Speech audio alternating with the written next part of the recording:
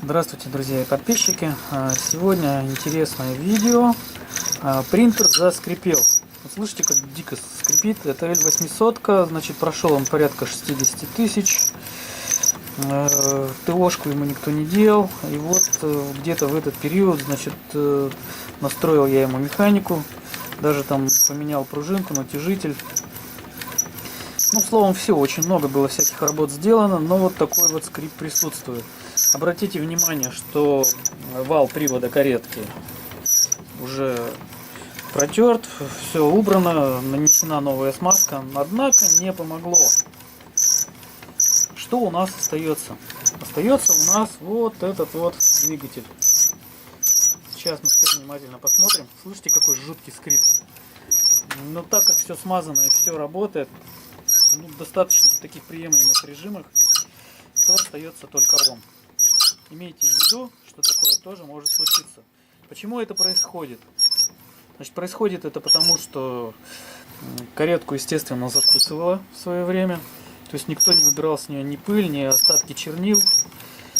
А это, конечно, нужно периодически делать. Если вы будете делать ТОшку принтеру каждые 20, хотя бы 30 тысяч, это будет только большим плюсом.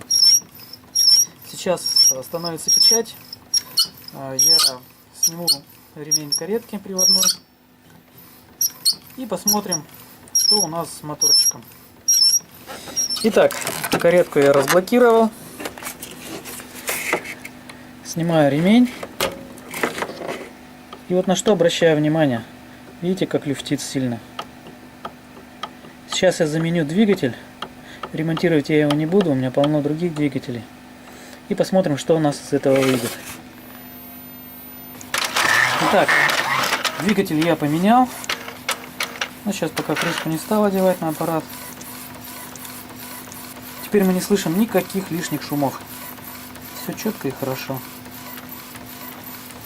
Значит, на что я обратил внимание? Что двигатель люфтит. То есть очень сильно. Видите, как ходит. Это достаточно много. И то, что он очень горячий. То есть он нагревался, как будто отпечатал 100 листов, хотя напечатал всего один.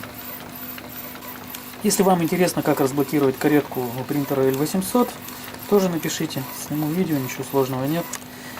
Кому-то может пригодиться. На этом все, дорогие друзья. Спасибо вам за внимание. Ставьте лайки, подписывайтесь на мой канал. И до скорых встреч!